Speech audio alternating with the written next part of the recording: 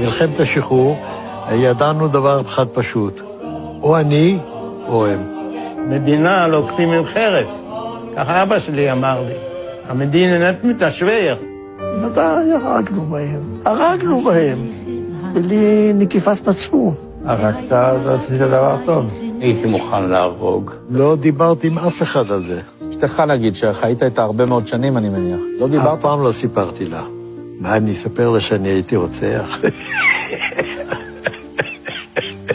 פעמו בשביל כל מיני דברים של נקמה, ואכזריות, אנשים שבאו היו כבר אנשים שבאו ממחנות ההפרדה.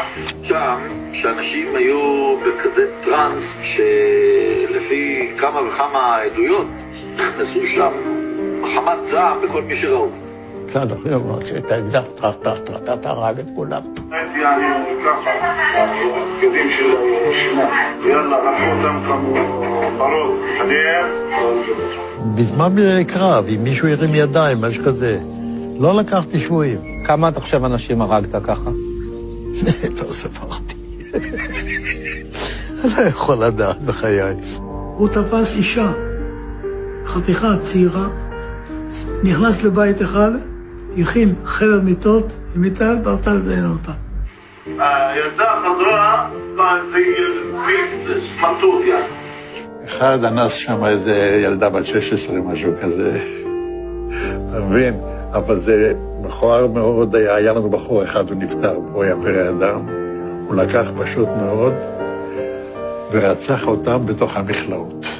חוטי ברזל כאלה, עגולים כאלה, אספו כל הגברים. הם יושבים שם כולם על הרצפה, ובא מישהו ולוקח תת מקלע ומתחיל זה, מחליף מחסנית. מה אתה חושב? זה חבר'ה שלקחו את הלוויורים ורדפו אחרי חבר'ה ושרפו אותם.